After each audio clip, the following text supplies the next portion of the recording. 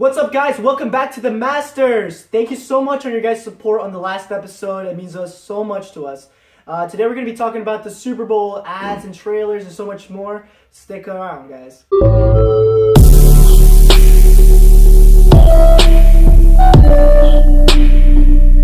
Okay, guys, what's up? So how's your day going today, man? Man, my day's pretty good. Got the fresh cut. Oh shit, looks good. Man, I feel so much more confident making this second episode now we got the first one out of the way. Because the first one's always like the most awkward. Like you don't know what you're doing.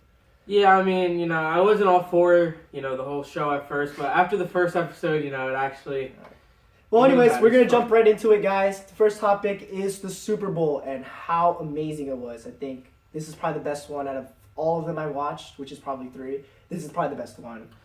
Honestly, I mean, it was a good game, but I just have such a hatred towards the Patriots, because as in last episode I said I am a Giants fan, as you guys can see. I hated it once they came back and won, but I mean, it was a very good game. The difference in the game, honestly, was that the Falcons did not play a full game of football. No. All it was one drive left.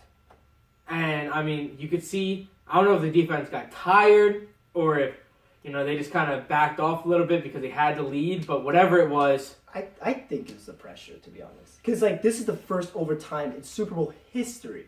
These two teams, they're the first ones to experience an overtime. And for the Falcons to experience this... I think it was still a bit too much. There was a lot of Falcons players that have never been to a Super Bowl before. The Falcons are an organization that really developed their players, and they really don't go outside to get many players. A lot of these guys have been drafted or acquired very young. And honestly, they just don't have the Super Bowl experience, besides Dwight Freeney, who had a very good game himself. But, they just didn't really have the experience that the Patriots have had. I mean, as Tom Brady having 5 and, a lot of the other guys, that's at least their second. Yeah. To be honest, I thought all the plays in the games were very good, especially the touchdowns. I thought it was very good. There was one, that the one guy ran from the 20-yard line straight to the touchdown, and he just, juked everybody out. I forgot which one was it. Yeah, I mean, there was also some amazing catches. The catch by Julio Jones on the sideline. That was amazing, yeah. Was one of the best that I have seen. Then there was the controversial one, the guy, what was it the Patriots? That Julian Edelman, yes. Yeah. He caught the ball, but, I mean, honestly, it should have been an interception in the first place. Yeah. And in the second place, I mean, the dude, you can't blame him. Yeah. His leg was in the way, and that's the only reason that the ball stayed from hitting the ground. Mm-hmm.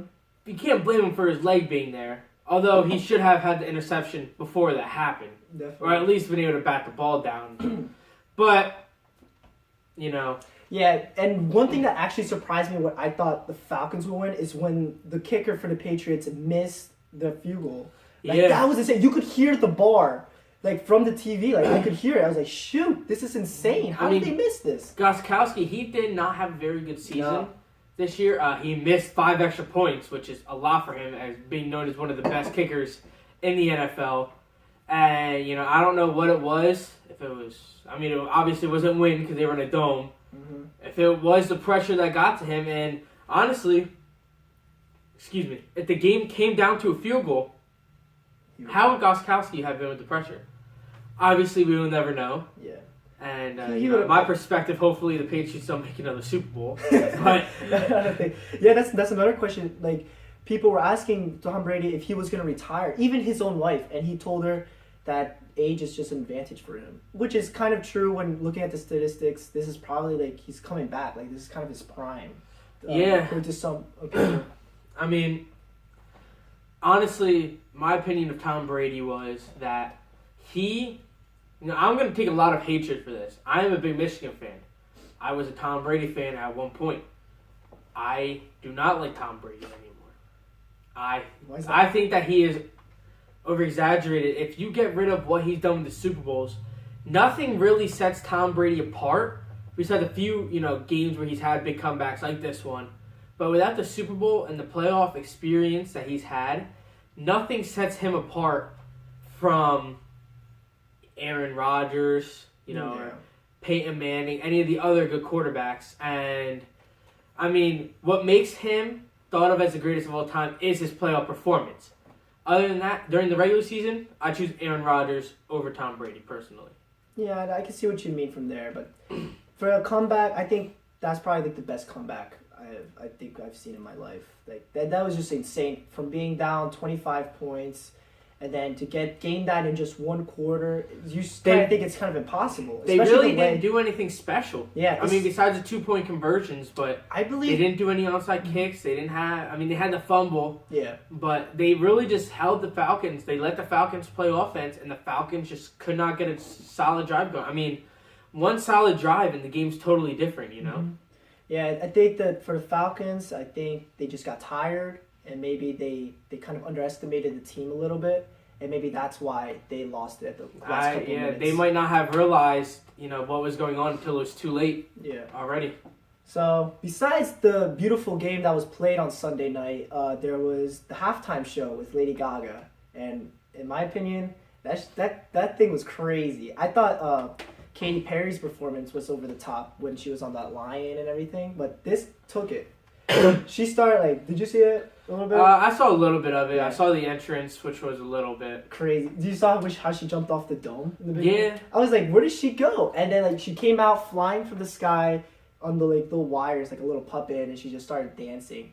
And she finished off with her signature song. It was the Gaga song. I don't know what it's I'm not a fan of Lady Gaga's music, but I will admit she is a very attractive woman.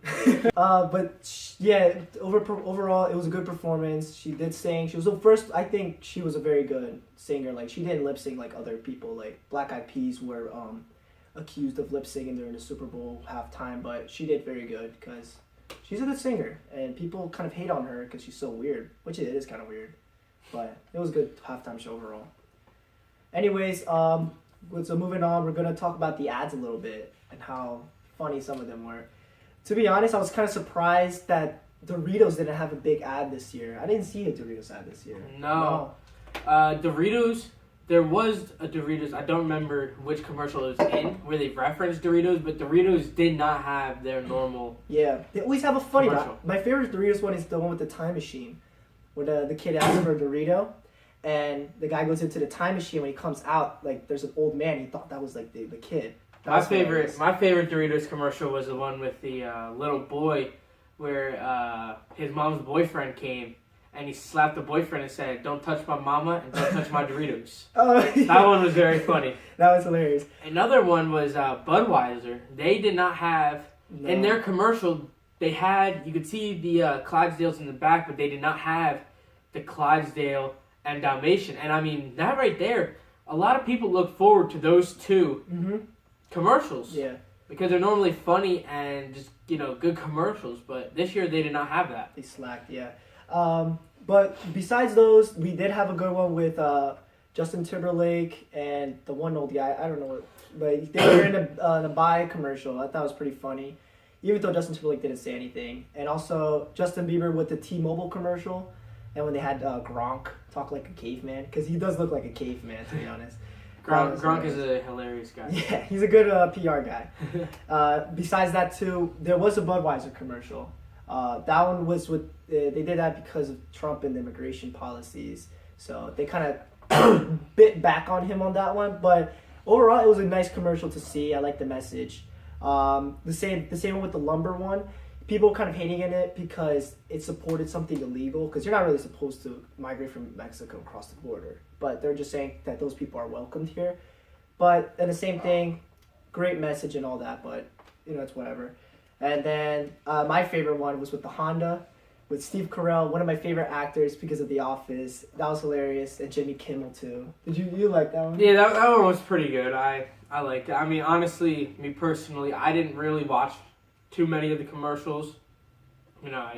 During the commercials when I refill on my water, or I get a snack or whatever, I go on my phone. I don't really have an interest in the commercials as much, but I know a lot of people do.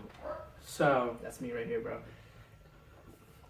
Yeah. Anyways, with the Steve Carell, I like the one where Jimmy Kimmel says, if you're gonna play the clarinet, maybe don't wear this, but play the clarinet. I thought that was hilarious. And also with the Kia one, they have the one lady trying to save the world and all that.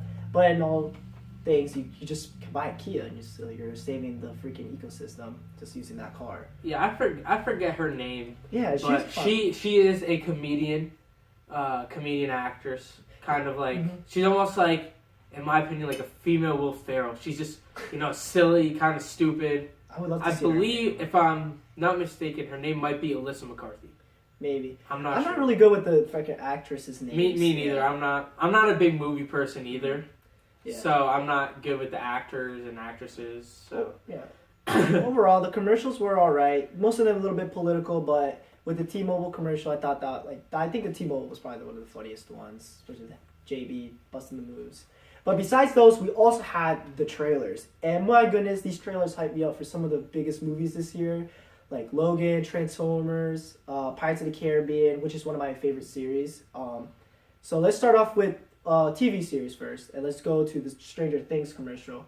I know you don't really watch that show. I watched the first season. I loved it, and to watch this commercial, oh my goodness, I was so happy how they started off with the Lego My Ego part. That was pretty hilarious because, as we all know, the main character Eleven, she loves waffles, and that's why they had that one in the beginning. So it was pretty funny to see that, and to see like this new alien. Did you see the alien, like the big spider alien they had? Yeah, I mean, I have not watched the show. The commercial did what it's supposed to do. It showed what's going to be the next one, but it also, introduced the show, and it actually got me interested in the show, and that might be a show that I will watch in the near future. Yeah, you definitely have to watch that. I'm just sad it comes out at Halloween. That's way too long of a wait, but it makes sense because it's a little horror show. That gives me lots of time to catch up. But besides that one, we also had a Walking Dead commercial, which we'll have a separate video to discuss about that. But it was pretty funny. At least they didn't have like any like scenes from the show, but they just had a football and then the Negan's baseball bat crush it. And as you could tell, we are a big Walking Dead fan, so we will be doing lots of talk about The Walking Dead. We're not just only a sports show. We're also The Walking Dead show. Many things too. Yeah. And let's get into the movies. My favorite, Logan. Wolverine is one of my favorite superheroes besides Iron Man. And I think it was a well done trailer. My favorite one was probably the Red Band trailer, where like they started off with them in the gas station.